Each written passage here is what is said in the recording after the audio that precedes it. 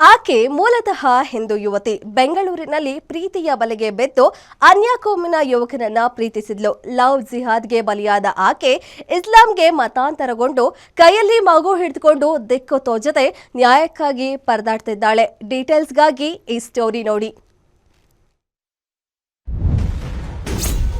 ಬೆಂಗಳೂರಿನಲ್ಲಿ ಮತ್ತೊಂದು ಲವ್ ಜಿಹಾದ್.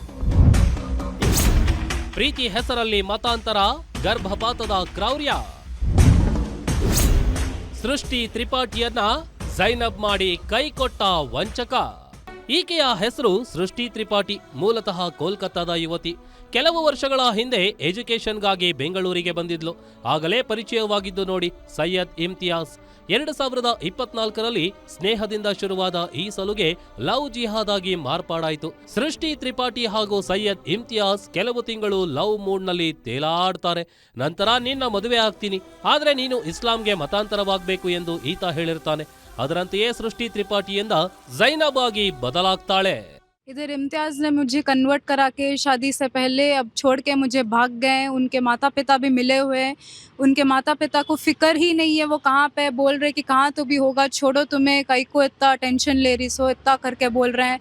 मैं बोल रही हूँ कि कंप्लेंट करो अम्मी, बच्ची को रख लो। क्या बोल रहे हैं कि मुझे बच्ची भी नको, मुझे बहू भी नको, मुझे मेरा बेटा भी नको करके बोल रहे हैं। मुझे घर के अंदर आने नहीं दे रहे। वो मैं बाहर इधर से उधर भटक रही हूँ बच्ची को लेके।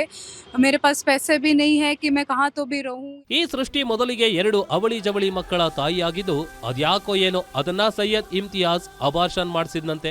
ನಂತರ ಸೃಷ್ಟಿ 2025ರಲ್ಲಿ ಒಂದು ಹೆಣ್ಣು ಮಗುವಿಗೆ ಜನ್ಮ ನೀಡಿದ 2 ತಿಂಗಳಿಗೆ ಇಮ್ತಿಯಾಸ್ ತನ್ನ ಪತ್ನಿ ಮತ್ತು ಮಗುವನ್ನ ಕೋಲ್ಕತ್ತಾಗೆ ಕರೆದೊಯ್ದು ಅಲ್ಲಿಯೇ ಬಿಟ್ಟು ಎಸ್ಕೇಪ್ ಆಗಿದ್ದಾನೆ. ಈಗ ತನ್ನ ಮಗುವಿನೊಂದಿಗೆ ಪತಿಯನ್ನ ಹುಡುಕಿಕೊಂಡು ಬೆಂಗಳೂರಿಗೆ ಬಂದಿರುವ ಯುವತಿ ನ್ಯಾಯಕ್ಕಾಗಿ ಕಣ್ಣೀರಿಡುತ್ತಿದ್ದಾಳೆ. ಗಂಡನ ಪೋಷಕರನ್ನು ಕೇಳಿದ್ರೆ ನೀನು ಬೇಡ, ನಿನ್ನ ಮಗುನೂ ಬೇಡ, ಇಲ್ಲಿಂದ ಹೋಗು ಅಂತಾರಂತೆ. ಹೀಗಾಗಿ ನ್ಯಾಯ ಕೊಡಿಸಿ ಎಂದು ವಕೀಲರ ಮೊರೆ ಹೋದ ಸೃಷ್ಟಿಗೆ ಹಾಗೂ ಲಾಯರ್ಗಳಿಗೆ ಇಮ್ತಿಯಾಸ್ ಕಡೆಯವರಿಂದ ಬೆದರಿಕೆ ಕೂಡ ಹಾಕಿದಾರಂತೆ. ಸದ್ಯ ಸಂತ್ರಸ್ತೆಯ ಪರ ವಕೀಲರು ಕಮಿಷನರ್ ಅವರಿಗೆ ದೂರು ನೀಡಿ ರಕ್ಷಣೆ ಕೋರಿದ್ದಾರೆ. ನಾವು ಚೆನ್ನಾಗಿರೋಣ ಅಂತ ಹೇಳ್ಬಿಟ್ಟು ಕೋಲ್ಕತ್ತಾಗ ಕರ್ಕೊಂಡೋಗಿ ಬಿಡ್ತಾನಂತೆ.